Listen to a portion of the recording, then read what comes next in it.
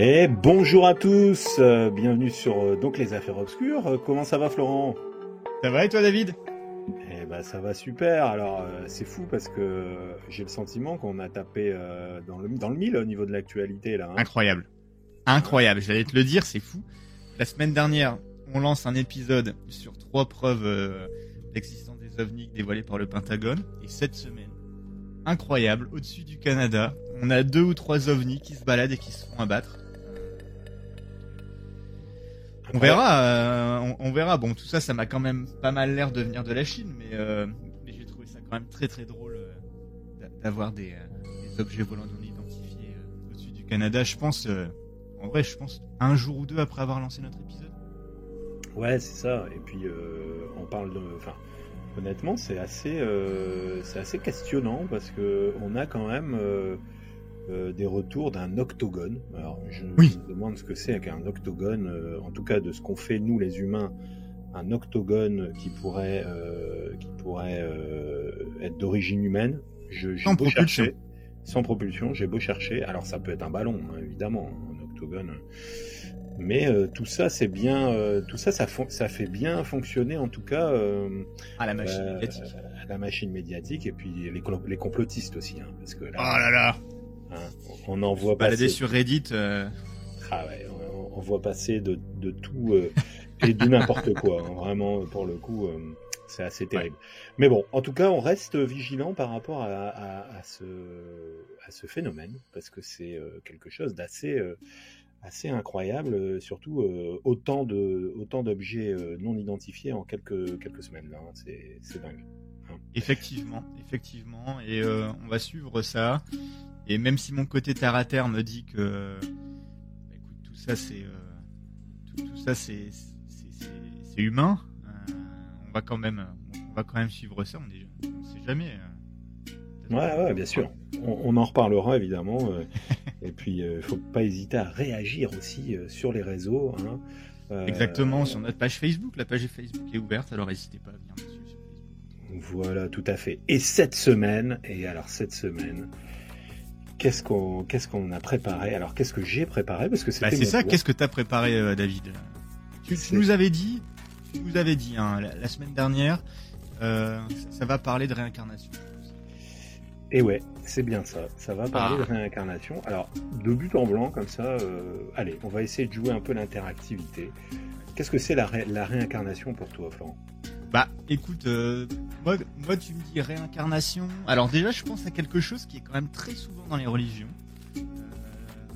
Et je te dirais que réincarnation, avant de naître moi-même, Florent, dans les années 80 en France, j'ai peut-être été un lézard quelque part en Australie ou même une autre personne. Tu vois. D'accord. Ouais. Après, tu sais à qui ça me fait penser? Non, vas-y, dis-moi. Ça me fait penser à Paco Rabanne. Paco Rabanne, il nous a quittés récemment en plus. Il nous a quittés récemment et je pense qu'il était un gros fan de réincarnation. Et d'ailleurs, j'ai cru voir une interview de lui dans les années 90, je pense, mais je me trompe peut-être d'époque. Hein, où il disait que c'était la dernière fois où il se réincarnait et qu'après c'était fini. Donc à voir, il y a une fin à tout ça aussi. Et puis, je tiens quand même à rappeler que ce gars-là avait le compas dans l'œil, hein, parce que normalement la fin du monde était annoncée pour le 12 août 2000. Hein. Donc, ouais, ça arrive à tout le monde de se tromper. C'est vrai. Alors, eh bien, t'as tapé juste, hein, parce que effectivement, c'est de cette réincarnation-là qu'on va appeler, qui est effectivement quelque chose d'assez commun dans les religions hindouistes et bouddhistes, en fait. Hein, donc plus particulièrement dans les régions asiatiques, hein, dans des régions un peu plus à l'est que les nôtres. Okay. Et là pour le coup, moi je prends un peu à contre-pied tout ça et je vais vous parler d'une histoire qui se déroule en Europe. Ok. Hein, et qui se déroule en Europe et qui est, on va dire, l'une des histoires les plus intrigantes de la réincarnation. Alors, je sais pas. Alors moi, je vais être honnête avant de m'intéresser à ce sujet, j'avais jamais entendu parler de ça, de cette affaire, parce que c'est pas forcément un sujet qui m'attirait de base, parce que c'est vrai, comme tu l'as dit, hein, quand on parle de réincarnation, souvent on se dit oui, bon, peut-être que j'étais un lézard. Alors, ça fait pas rêver, quoi. Hein, le lézard. l'homme qui raconte ses souvenirs de lézard, il me prélassait au soleil, sur une pierre, sur une roche. C'est pas le mystère le plus incroyable. C'est ça. Et puis bon, voilà, finalement, on n'est pas sur quelque chose qui était, de prime abord, en tout cas, qui m'intéressait. Mais quand j'ai lu cette histoire, ça m'a quand même un petit peu interpellé, parce que je me suis dit, déjà, c'est plutôt récent.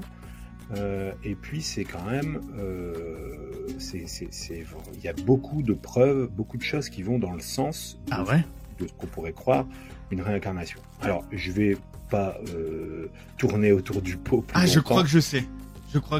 Parce qu'il y a un sujet de réincarnation que j'ai lu. Je sais plus. Dans l'Historia Magazine ? Non. Non, pas dans l'Historia Magazine, mais je me rappelle avoir lu une histoire de réincarnation d'enfants. Qui est, comme tu dis, assez récent. Alors je ne saurais pas situer les années, mais j'avais trouvé ça super intéressant. Je me suis pas plus documenté, mais j'avais trouvé ça super intéressant. Alors est-ce que c'est ça ? Bon, je pense que t'as à peu près visé juste. Et donc moi je vais vous parler de la réincarnation des sœurs Pollock. Ok. Et donc la réincarnation des sœurs Pollock, on se situe, on est dans les années 40. Ok. Hein. On a donc un petit couple de Britanniques, John et Florence Pollock, qui mènent leur petite vie, qui tiennent une épicerie et qui, à l'époque, donc en 1946, ont une première fille qui s'appelle Johanna. Hein. Et puis, le temps passant, ils vont en avoir une deuxième. Alors, je passe assez rapidement sur les détails de leur vie, le but n'étant pas de faire une biographie précise de leur vécu. Mais tout au moins, voilà le postulat de départ. Donc, on a un couple qui a 2 enfants, une première fille née en 1946, une seconde qui s'appelle Jacqueline, qui naît en 1951. Donc déjà, ce qui est intéressant, c'est que c'est des personnes qui pourraient être encore de notre monde, en fait. Finalement, ces 2 personnes. Alors, tu verras que l'histoire, elle est un peu tragique, donc je continue.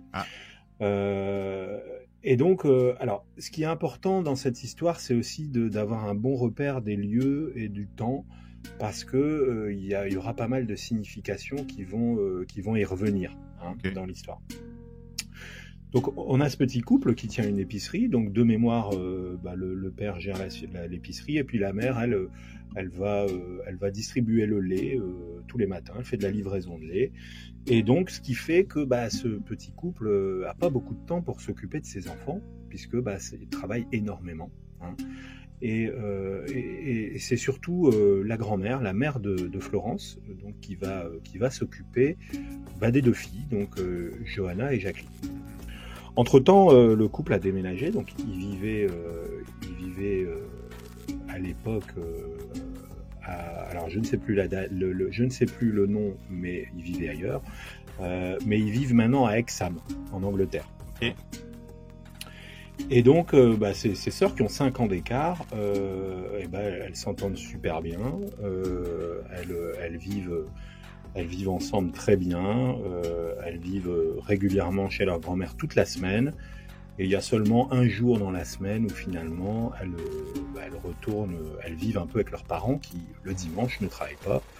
Et donc ont le temps de faire des loisirs avec leurs parents. D'accord. Et ces 2 petites filles, donc Johanna et Jacqueline, elles ont 2 tempéraments complètement différents. On a Jacqueline, qui est donc la plus jeune, qui a un tempérament un peu casse-cou, un peu aventureuse, et qui n'hésite pas donc à vivre l'aventure de la nature, quoi, si tu veux, à monter dans les arbres. Ouais. Nous, on faisait ça quand on était plus jeune, on faisait des cabanes. Donc voilà un peu la caractéristique de cette jeune fille. Et sa sœur, elle, du coup, elle est un peu plus dans l'imaginaire. Elle est plus Johanna, elle est plus dans tout ce qui est, tu sais, elle met en scène ses peluches, elle joue à la maîtresse avec ses peluches. Enfin, en fait, elle théâtralise un peu des histoires. On est dans l'imaginaire des enfants, et puis puis voilà, c'est tout à fait normal à cet âge-là. Et donc elles ont finalement des hobbies assez différents, mais elles s'entendent parfaitement bien. C'est deux enfants qui s'entendent très bien. Je relève que d'ailleurs, on a Jacqueline qui est à tel point aventureuse qu'un jour va se cogner contre une porte et portera, détail important dans notre histoire, une cicatrice sur le front. D'accord, ok. Je sens que ça va revenir, ça. Ouais, tu sens venir. Eh ben non, elle avait une cicatrice sur le doigt de pied. Et donc, évidemment, la grand-mère qui prend en charge ces enfants-là, elle va les prendre en charge une bonne partie de leur enfance, puisque malheureusement, il va leur arriver quelque chose d'assez tragique à ces enfants. Et donc, on est le 27 mai 1957. Donc Jacqueline et Johanna ont 6 et 11 ans. Hein. Donc elles ont grandi. Et puis on est le dimanche. On est un dimanche du mois de mai. Et elles s'apprêtent à rejoindre leurs parents pour aller à l'église. Et elles sont donc accompagnées de leur grand-mère. Malheureusement, une voiture qui roule excessivement vite dans le cœur d'Hexham vient renverser les deux jeunes filles et vient les tuer sur le coup. D'accord. Donc côté tragique. Elles étaient piétons, c'est ça ?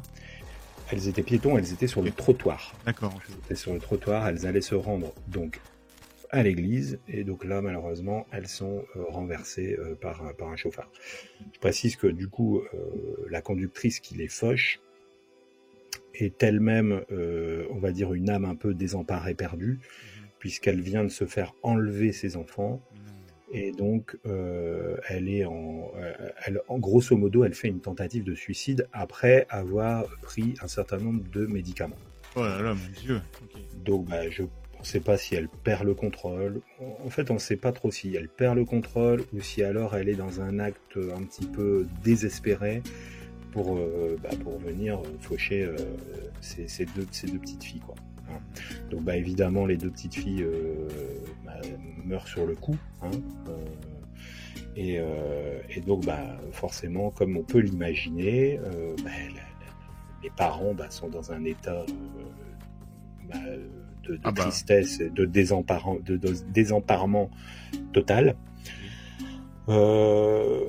avec, on va dire, deux schémas différents, avec donc la maman Florence qui, elle, tombe dans une profonde dépression, ce qu'on peut comprendre, et lui, et donc John, lui, qui va être davantage dans le recours à l'église. Donc lui, il est davantage dans... D'accord. La prière. Il va plutôt aller chercher un soutien du côté de la religion. Et puis, Exactement. D'accord, ok. Et d'ailleurs, ce qui est assez important à ajouter, je dirais, dans ce récit, c'est que John, lui, il croit quelque part un petit peu à la réincarnation. Il s'est documenté, il croit au fait que les âmes de ces petites filles peuvent éventuellement revenir sous d'autres formes à d'autres instants. Il vit d'ailleurs John, il vit des instants un peu surnaturels. Ah ouais. Je pense qu'il est très ouvert sur tout ce qui est surnaturel et un peu occulte, John, à contrario de sa femme. Ce qui est documenté, c'est que il y a un peu dans le couple, il y a un petit peu de tension par rapport à ça, puisque Florence, elle se rend bien à la réalité, elle sait que ses filles sont mortes, et il n'y a rien qui pourra les faire revenir. En revanche, lui, John, il est un petit peu dans le contre-pied de tout ça, et il pense que ses filles pourraient revenir éventuellement. D'accord. Il a vécu d'ailleurs des instants où il a cru voir ses enfants, ses filles, où il a cru les entendre dans une pièce de sa maison, où il vivait avec ça. Ça peut se comprendre. Je veux dire, il t'arrive un choc pareil, t'imagines, tu perds tes deux enfants en même temps à cause d'un accident. C'est sûr, dramatique, c'est dramatique. Vraiment en dépression. Enfin, ça doit être très très dur de s'en relever, et je pense que quelqu'un qui est déjà un petit peu ouvert à toutes à tout ça peut très facilement essayer de volontairement, je pense, chercher, tu sais, à les retrouver un peu. Ouais, exactement. Donc voilà un petit peu cette histoire qui est une histoire. Alors, je vais pas oser le terme parce qu'il serait terrible, mais c'est une histoire banale. Hein, finalement, malheureusement, des accidents, il y en a beaucoup, et ce genre de situation, il y a beaucoup de gens qui les vivent. Ça reste terrible, mais effectivement, ça reste terrible. Et donc, on est en 1958. Et en 1958, donc on est un an après l'accident des deux petites filles, le couple a le bonheur de voir que Florence est enceinte, et elle est enceinte en plus de jumelles. Ok. Et donc ces deux jumelles, c'est une bénédiction pour le couple qui vient de perdre des enfants et qui était vraiment dans une phase terrible de leur vie, ce qu'on peut comprendre. Ouais, j'imagine. Et puis ça fait quoi? C'est un an après l'accident, donc 12 ans après la naissance des premières jumelles. Hein. C'est ça à peu près, ouais, tout à fait. Ok. Et donc vont naître quelques mois plus tard la petite Gilliam et la petite Jennifer.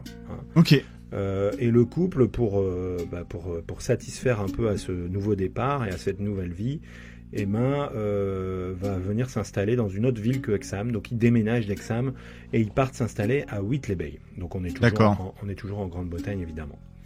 La situation, elle est, comme je te disais tout à l'heure, elle est ambivalente, parce qu'on a un couple où on a John qui a vraiment le sentiment que ses prières ont été exaucées.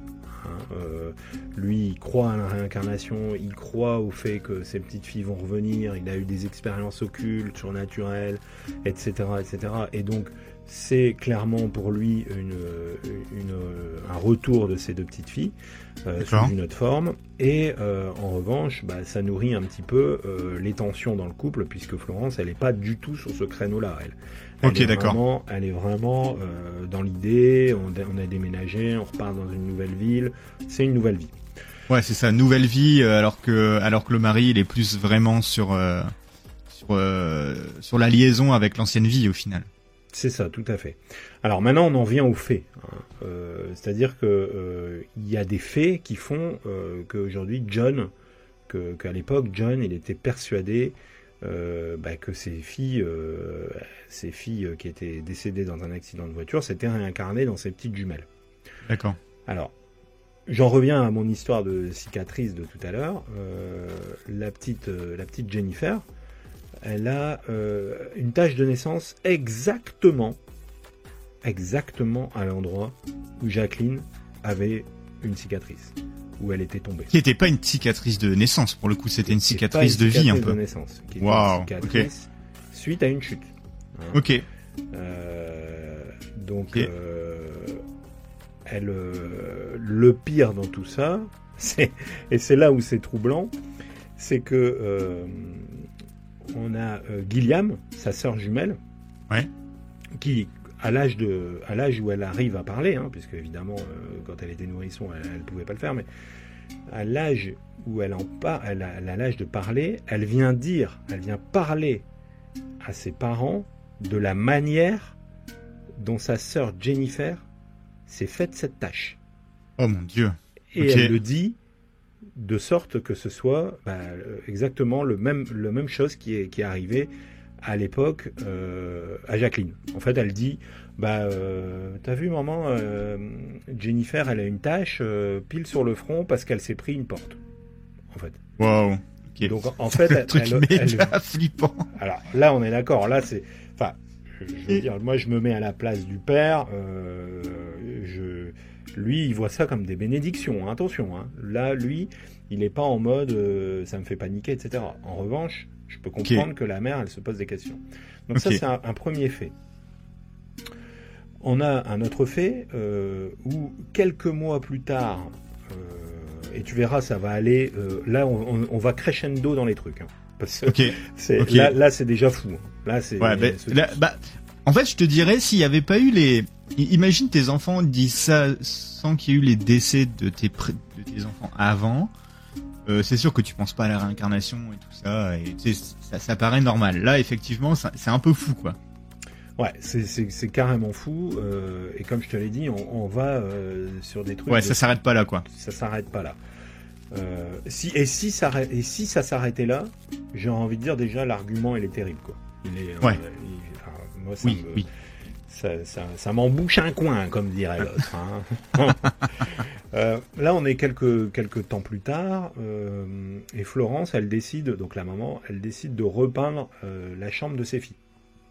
Ok. Et du coup, en repeignant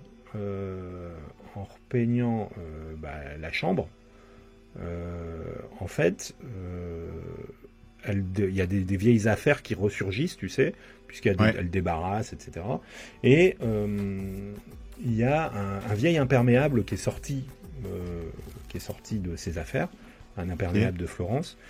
Et il y a une de ses petites filles qui monte cet imperméable et qui lui fait remarquer qu'elle portait cet imperméable, mais alors même qu'elle l'a jamais porté devant elle. En fait, elle portait l'imperméable, et du coup c'est précisé, elle portait l'imperméable du temps de sa petite fille, de ses petites filles qui étaient décédées. Jamais elle n'avait porté cet imperméable avant. Donc, mais du coup, elle dit ah maman, c'est mon imperméable que j'aimais bien porter avant, quoi. Elle dit, ouais voilà, c'est ça. Elle dit. Oh là là. Donc bon, là on monte un peu dans la tension de ce que peuvent révéler cette histoire de réincarnation. Ensuite, on a les deux petites filles, Gilliam et Jennifer. Elles ont très peur du bruit des voitures. Alors, tu m'étonnes. Là encore, pour des enfants, ça peut se comprendre. Elles ont particulièrement peur de quand le voisin... Alors, c'est pas juste peur des voitures quand elles passent à côté d'une voiture. Non, elles ont peur quand le voisin il met en route sa grosse camionnette. Hein. D'accord. Dès lors qu'elles entendent cette grosse camionnette, elles ont peur. Et en plus, elles sont d'une prudence extrême quand il s'agit de traverser un passage piéton. Ce qui est pas mal. Effectivement. Mais là, à la limite, on pourrait dire, les parents, ils ont perdu déjà des enfants. On peut comprendre qu'ils les ont éduqués de sorte que, tu vois... Ouais, c'est ça. Ils ont peut-être vraiment renforcé le attention avant de traverser et compagnie. Ouais, c'est ça. On continue. Les filles, en fait, les deux petites filles, Gilliam et Jennifer, ont tout de l'attitude et des caractéristiques de leur grande sœur décédée. Okay. Gilliam, ça veut dire quoi? Alors, je t'explique. Gilliam, elle se prend pour l'aînée, alors même qu'elle est jumelle. Donc, il y a pas. Oui, ils sont jumelles, ouais, voilà. Effectivement. Donc elle est toujours aux petits soins pour sa sœur, pour Jennifer, alors même que les deux, elles sont à peu près, elles ont le même âge, quoi. Donc, ouais. Et il y en a une qui s'intéresse au théâtre et l'autre qui est aventureuse. Ok. Comme leurs grandes sœurs qui sont décédées. Ok. Autre fait assez incroyable, les filles manifestent un intérêt assez important pour aller passer du temps chez leur grand-mère. Donc la mère de Florence, qui, je te rappelle, a gardé les grandes sœurs qui sont décédées et qui sont mortes dans un accident de voiture, qui ont été renversées par une voiture. Donc ouais, c'est ça. Voilà. Et finalement, il n'y a pas de raison, puisque à l'époque, les filles étaient gardées par leur grand-mère puisque leur mère travaillait. Aujourd'hui, leur mère ne travaille plus depuis l'accident. Okay. Et malgré ça, elles veulent aller chez leur grand-mère. Comme si il y avait une connexion qui était faite avec leur grand-mère. Tu vois un peu le genre, on a connu notre grand-mère à l'époque, on a envie d'aller la revoir. C'est ça un peu l'idée. Ok. On continue. Et là, on va arriver quand même dans les trucs un peu dingo. Hein. C'est déjà légèrement dingo quand même là. C'est déjà assez fou. Mais c'est pas fini. C'est pas pour rien que c'est qu'on évoque là l'un des plus grands cas de la réincarnation. Hein. C'est vraiment assez stupéfiant. Les enfants, au Nouvel An, un jour, John il dit je vais descendre les jouets de vos grandes sœurs. Vous y prenez soin, voilà, etc. les enfants s'approprient les mêmes jouets que leurs sœurs. C'est-à-dire que je te disais tout à l'heure, il y en a une qui est aventureuse et une qui est plus théâtre.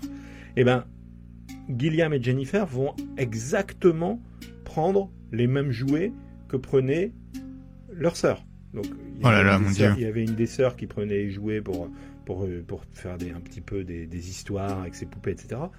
Et ouais. La petite jumelle qui a cette caractéristique-là prend exactement et précisément ces jouets-là. Et pas. C'est étonnant quand même. Hein. C'est quand même un peu étonnant. Et alors là, je te laisse un peu mais là, on est dans un truc fou. Et donc à chaque fois, parce que on a encore la sœur de John qui habite à Hexham. Donc la sœur de John habite à Hexham. Donc forcément, du coup, il y a de temps en temps des visites de famille à Hexham. Ouais.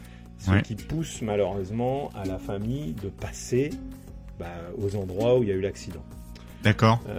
Et donc lors des visites à Hexham, les enfants manifestent l'envie d'aller jouer dans le même parc où leur sœur avait leur habitude. Sauf que le truc qui cloche, c'est qu'elles ne le connaissent pas, ce parc. Elles n'étaient pas nées à Hexham. Ok. Donc elles n'ont aucun moyen de connaître ça normalement. Donc elles ne connaissent pas parce que forcément elles n'étaient pas nées à l'époque. Elles n'étaient pas nées à l'époque et du coup forcément elles pouvaient pas connaître ce parc. Et là, elles, à chaque fois elles disent à leurs parents, on a envie d'aller jouer dans ce parc. Et en plus ce parc, c'est précisément le parc là même où avant de se diriger à l'église, elles ont eu leur accident. Donc les grandes sœurs ont été jouées dans ce parc-là avant d'avoir leur accident. Mais là, je te donne le climax des arguments, hein, parce que là tu vas entendre ça, tu vas dire c'est pas possible. Soit effectivement on est face à un cas de réincarnation, parce que là, soit on est face à une histoire qui a été romancée ou autre. Oui. Ce que j'ai du mal à croire quand même, que ça a été romancé, hein, parce que forcément là on parle d'un drame familial, etc. Mais on va en reparler après. Plus encore, donc, quand la voiture passe à l'endroit précis du drame, donc là où les sœurs ont été fauchées sur le trottoir, les petites filles disent à leurs parents qu'il y a une voiture qui les a percutées précisément à cet endroit. Mais non. Alors même qu'elles ne connaissent pas du tout le lieu. Bon. Ok, ça c'est vraiment étrange. Je t'avais prévenu. Hein. Voilà, on est par rapport à quelque chose d'assez fou. Ah ouais.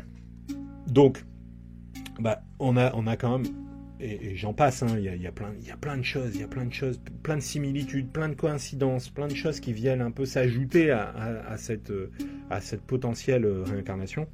Ouais. Et je précise, pour terminer, avant qu'on en débatte, qu'en fait, à l'âge de 6 ans, parce que leur vie, elle s'est pas arrêtée, on en a parlé tout à l'heure, elles sont peut-être encore en vie, Gilliam et Jennifer. C'est ça, on se dit, elles doivent avoir 65 ans Sauf aujourd'hui. qu'en fait, aujourd'hui, elles ne peuvent pas témoigner de ça. Alors c'est ça qui est un peu perturbant, parce que forcément, ce qui s'est passé, c'est qu'à l'âge de 6 ans, à partir de 6 ans, il ne s'est plus rien passé dans la vie de ces enfants. C'est-à-dire que à l'âge de 6 ans, il n'y a plus une manifestation de réincarnation chez les deux petites filles. Il y a eu comme un reset, ok. Il explique un peu comme le fait de se dire, en fait, les souvenirs, ils se construisent qu'à partir de 6 ans. Et jusque-là, elles n'avaient pas construit de souvenirs, donc elles vivaient sur les souvenirs de leur sœur, en fait. Et qu'à partir de 6 ans, elles ont construit leurs propres souvenirs, et ce qui a fait que, du coup, il n'y a pas eu de réminiscence de ce qui s'était passé avant. Et de leur sœur qui était elle-même au final. Si on fonce tout droit dans la théorie de la réincarnation, en fait, elles vivaient sur leurs propres souvenirs de leur sœur au final. C'est ça, en fait, elles étaient leurs propres sœurs, en fait.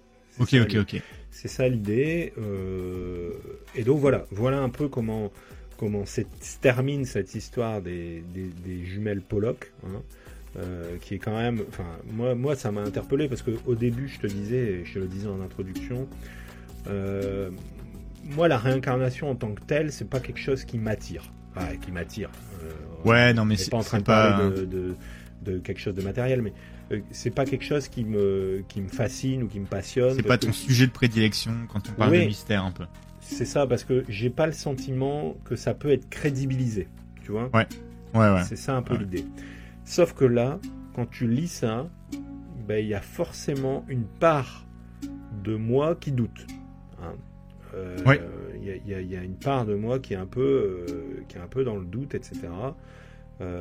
Parce que forcément, là mais chacun des arguments que je t'ai énoncés, en soi, il est en lui-même déjà un argument qui peut être implacable, hein, quelque part. Là il y a quand même un faisceau de faits un peu plus étranges les uns que les autres, on dirait.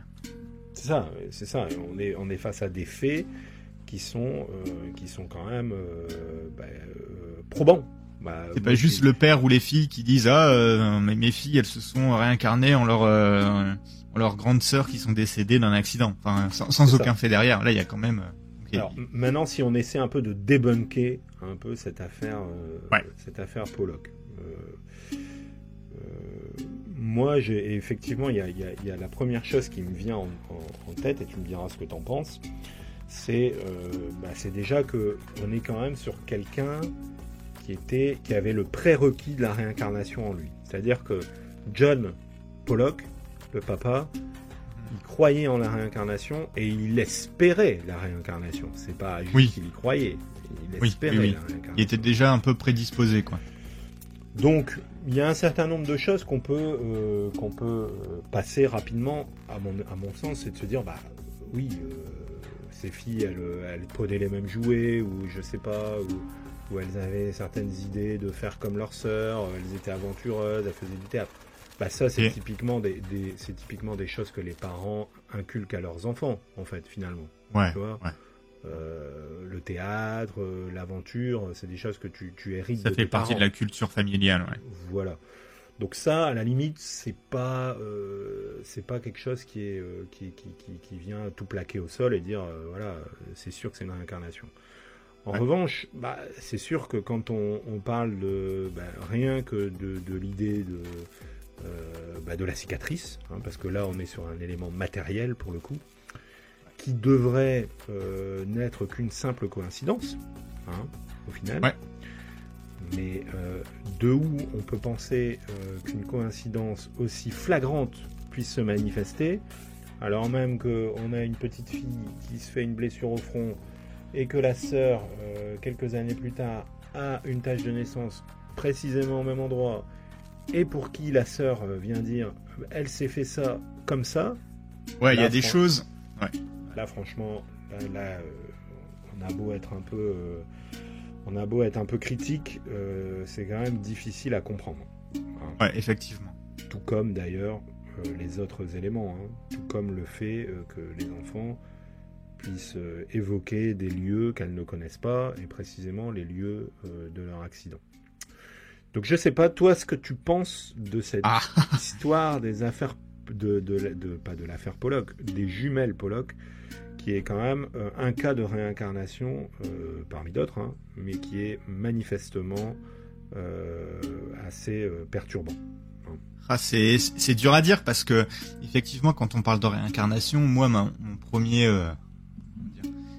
réflexe naturel, c'est de se dire que moi, je respecte les gens qui croient à tout ça, mais moi, au premier abord, j'y crois absolument pas.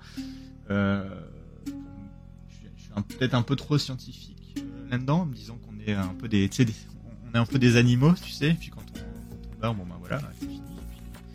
Et puis voilà. Donc je te dirais que voilà.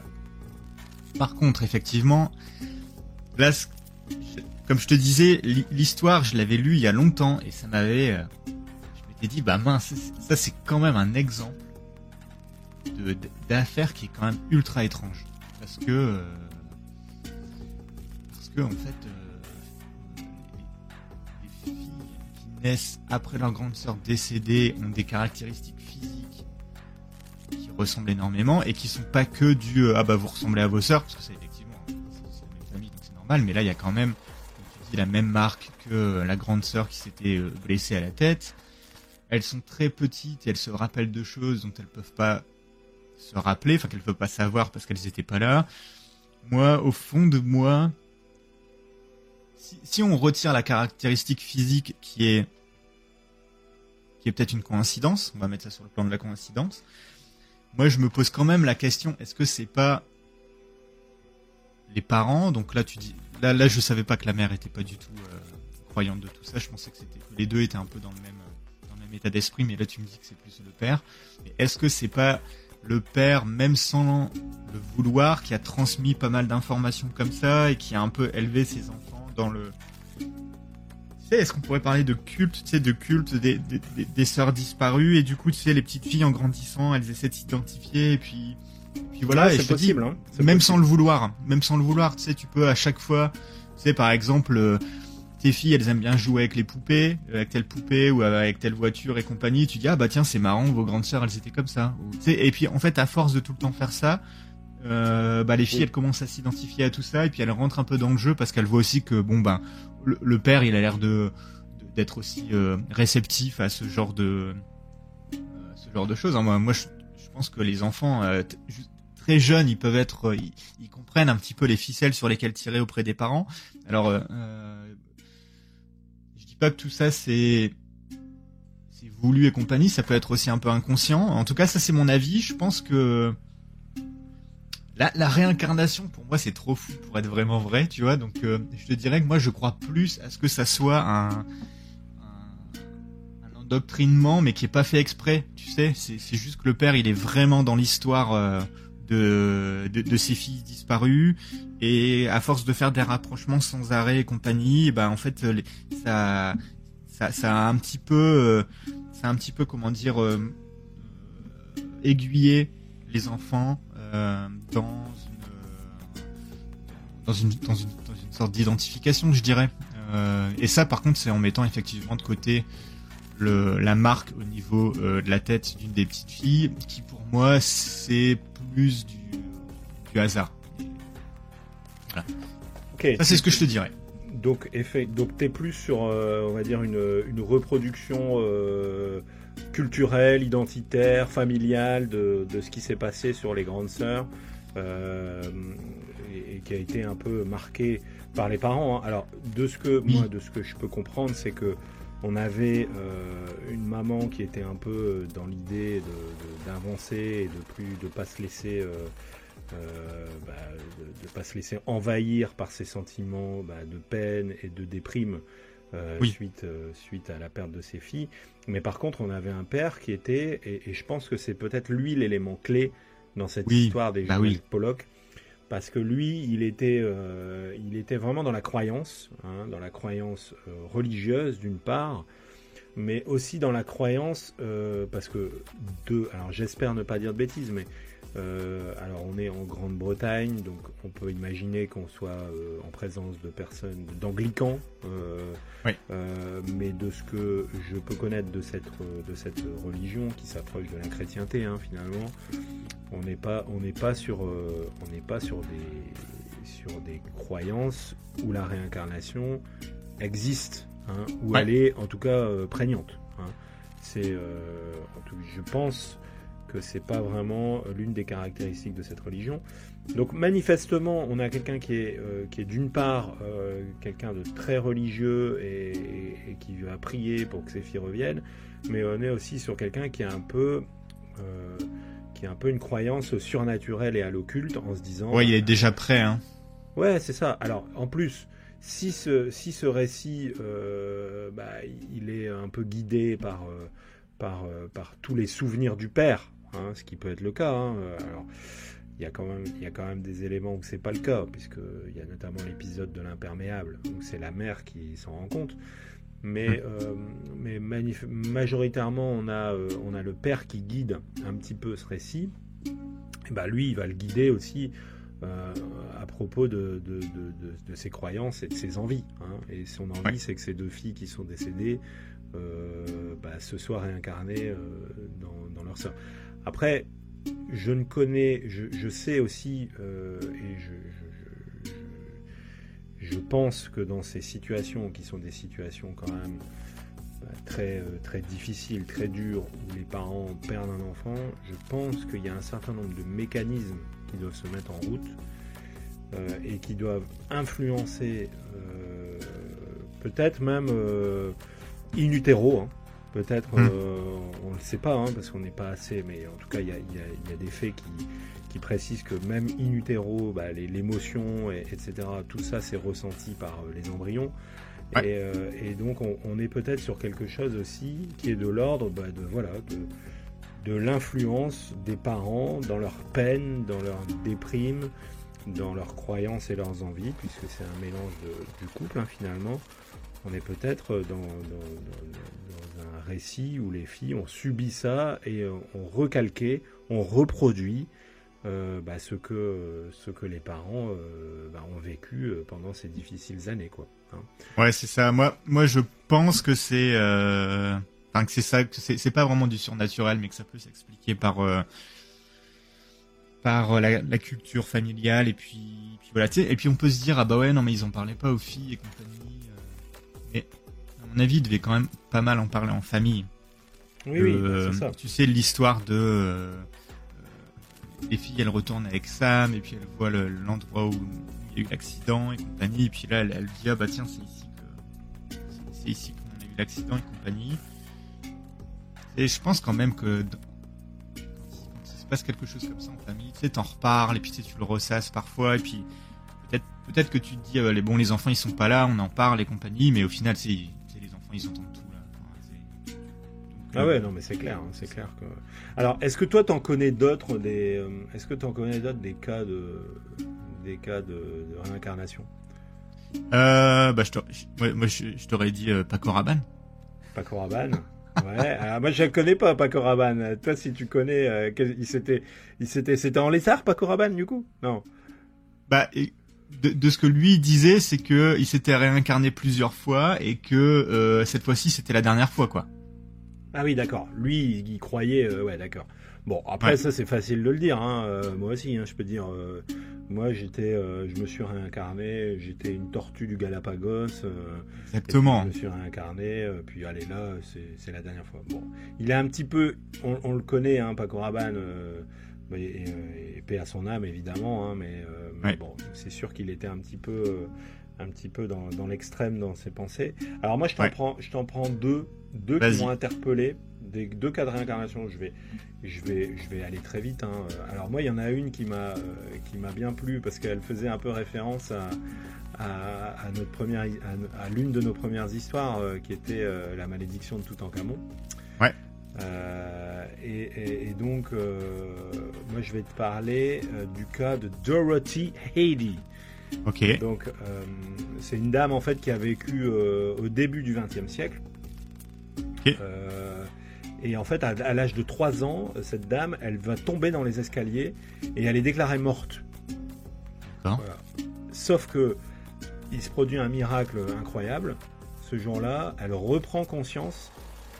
Moins d'1 heure après avoir été déclarée morte, elle reprend conscience et les choses vont beaucoup mieux pour elle. Mais il y a un truc qui s'est passé. Ses parents, ils disent, en fait, elle a changé. Elle a changé, elle n'est plus la même depuis qu'elle est tombée. Okay. Alors, pourquoi ça me fait penser à une histoire, à l'histoire de la malédiction de Toutankhamon? C'est parce que justement, Dorothy Hedy, elle va dire à tout le monde qu'elle a vécu au temps des pharaons, en fait. Et donc elle se rend une fois en Égypte et avec ses parents et ils visitent un monument et elle va dire à ses parents mais c'est ma maison. On va dire c'est ma maison. Oh là là. Sauf que sa maison, c'est le temple de Séti à Abydos. Donc c'est pas mal comme maison. C'est pas mal, mais si on veut, allez, je vais être critique, mais un temple, c'était pas une maison à l'époque. C'était un lieu de culte, quoi. Alors, mais bon, c'est drôle. Ok. Bon, alors effectivement, c'est quand même, ça prête un peu à sourire. Oui. D'ailleurs, pour ceux qui veulent un peu se documenter, là pour le coup, il y a Dorothy Hedy. On a des vidéos de Dorothy Hedy qui dit un peu, qui décrit un petit peu sa réincarnation en fait, comment elle a vécu tout ça. Et alors du coup, elle a été réincarnée en quoi? C'est ça la question. En fait, elle était réincarnée en l'une des femmes du pharaon Séti. Donc c'est pour ça que forcément le temple Séti. D'accord. Elle a reconnu. Et donc elle dit que elle est tombée enceinte du pharaon Séti, que voilà, qu'en gros c'était une de ses femmes, et que voilà, elle a quand même eu un certain nombre de précisions qui ont été faites, qui étaient assez incroyables en fait finalement. Par exemple, je te donne un exemple tout bête mais qui est assez fou, c'est que elle va aider des archéologues à retrouver un tunnel caché de ce temps-là. Ok. Donc en fait, elle va conduire des archéologues qui cherchaient quelque chose depuis des années. Elle, en 2 minutes, elle va dire, moi attendez, moi j'étais la femme de Séti. Je vais vous dire où ça se trouve. Je vais vous emmener au tunnel. Et ces découvertes-là sont avérées. C'est-à-dire qu'elle a vraiment découvert ça. Elle a découvert aussi une bibliothèque qui n'avait pas été découverte grâce à ces récits. Alors, si tu as l'occasion de voir la tête, peut-être que tu l'as déjà. Mais, non, je vais regarder ça. La tête de Dorothy Eddy, elle a une tête de pharaon, une tête de femme de pharaon. Ah oui. Bon, c'est un peu méchant. Je suis désolé, mais c'est vrai que du coup. On peut pousser le truc en disant la réincarnation finalement, est-ce que c'est une réincarnation autant spirituelle et intellectuelle que physique, mais bon, après alors j'ai pas osé d'autres ressemblances, mais c'est vrai que pour le coup, mais c'est assez fou quand même d'avoir quelqu'un qui vient deviner un certain nombre d'endroits rien qu'en disant moi j'ai vécu à cette époque-là. Et le dernier petit cas de réincarnation qui est assez incroyable, mais qui est celui-ci, il est anonyme. Alors, d'accord. Est-ce que c'est vrai, est-ce que c'est pas vrai? En tout cas, moi je l'ai pris parce que j'ai trouvé ça fou, encore une fois. C'est le cas d'un petit garçon qui disait avoir été tué par un coup de hache dans une vie antérieure. Et alors, je l'ai pris aussi parce qu'il y avait toujours cet élément de la tâche de naissance. Alors, c'est quelque chose, c'est assez dingue, mais dans tout ce que j'ai pu documenter sur la réincarnation, il y a toujours, c'est récurrent, la tâche de naissance, c'est récurrent. Alors, je sais pas si c'est, mais en tout cas, il y a toujours cet élément-là qui est commun. La tâche de naissance, elle est toujours présente. Et donc là, il y avait une tâche de naissance, ce petit garçon, à l'endroit où il avait reçu le coup, où prétendument, la personne qui avait été assassinée avait reçu le coup. Sauf que cette personne assassinée n'avait pas été retrouvée encore. Hein. Elle était portée disparue. Enfin, elle n'était pas portée disparue, mais on ne savait pas qui c'était. Sauf qu'une fois, le gamin, il était tellement persuasif par rapport à la police. Il est parti avec la police en disant « Je vais vous emmener sur les lieux où le crime de la personne dans laquelle je me suis réincarné a eu lieu. » Donc, ils se sont déplacés, la police, et l'enfant, en fait, il a indiqué un endroit. Il a dit « C'est là où le corps de la personne chez qui j'ai été réincarné, il est situé. » D'accord. Et patatrac, ils ont retrouvé un squelette. Mais non. Si. Alors, ça, c'est dingue. Donc, voilà. C'est en quelle année, ça? Et ça, c'est dans les années 80. Ah ouais, quand même. Donc, tu vois, assez récent. Mais c'est fou. Hein, là, clairement, il reconnaissait à l'endroit précis où le corps du malheureux était caché. Donc, tu vois, incroyable. Donc, voilà. Alors, des cas de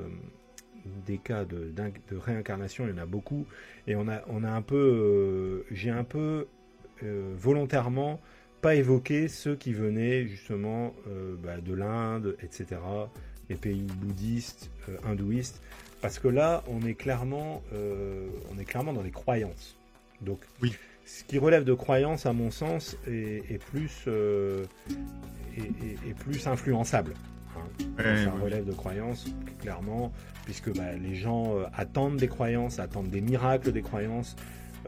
Tu sais, c'est un peu comme si nous, on parlait des apparitions de la Vierge, tu vois. Oui. Bon, si tu parles d'une apparition de la Vierge sur le Gange, c'est nettement moins, tu vois, les gens... Mais là, oui. Avec tout le respect qu'on a pour les religions, c'est sûr que si on commence à devoir lister tous les miracles à chaque fois dans chacune des religions, après tu diras on aurait une source inépuisable d'épisodes.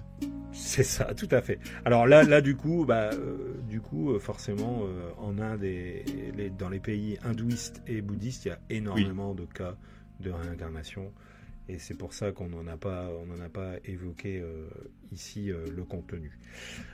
Donc voilà, Florent, voilà un peu cette histoire des jumelles Pollock. La réincarnation, c'est encore un autre sujet qu'on n'avait pas évoqué. Alors, comme tu l'as dit, on a une source inépuisable de sujets, puisque la vie et notre Terre est un mystère, et que ces mystères ne cherchent que, évidemment, à être découverts. Et la question... Ah, moi j'ai adoré. Ouais, alors moi j'ai vraiment apprécié aussi ces recherches, parce que moi, j'aime bien tout ce qui est contemporain, j'aime bien tout ce qui est... Et puis, il y a toujours un peu l'idée de... est-ce qu'on est sur quelque chose qui est vérifié par des témoins, etc. Là, en l'espèce, on n'est pas en 1600 ou en 1700, on est face à des contemporains, certes, qui ne peuvent pas nous certifier ce qui s'est passé, mais en tout cas, l'interprétation, elle est importante, et puis nous, on a pu aussi...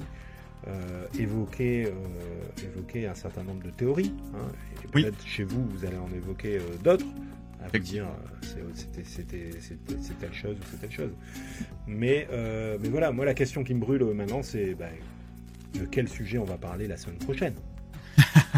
Alors semaine prochaine, je vais te proposer un sujet à propos, tiens-toi bien, d'une disparition d'un avion très contemporaine. Très contemporaine. Oh là, je crois savoir. On va faire le tour de l'enquête, de ce qu'on sait, de ce qu'on sait pas. Est-ce que parmi... Ah non, allez, je dis rien et on en parle. On en parle la semaine prochaine. On en parle la semaine prochaine. Bon, en tout cas... vas-y, Florent, je te laisse le mot de... Non, j'allais dire, en tout cas, merci beaucoup pour cet épisode et pour ton travail avant, pour préparer l'épisode. Comme je t'ai dit, moi... Ce cas des sœurs Pollock, je l'avais déjà lu il y a quand même pas mal d'années. J'avais trouvé ça super intéressant et replongé dedans avec ta narration et puis tout ce que tu m'as rappelé là. Moi, je suis assez d'accord que ce cas il est quand même assez fou. Il est assez particulier et j'ai vraiment beaucoup aimé ça. Donc on se retrouve la semaine prochaine. En attendant, n'hésitez pas à nous mettre un petit commentaire, à nous envoyer pourquoi pas des suggestions, à venir rejoindre notre page Facebook et puis c'est ça. Donc à la semaine prochaine. Merci à tous. Merci à tous. Bonne semaine à tous.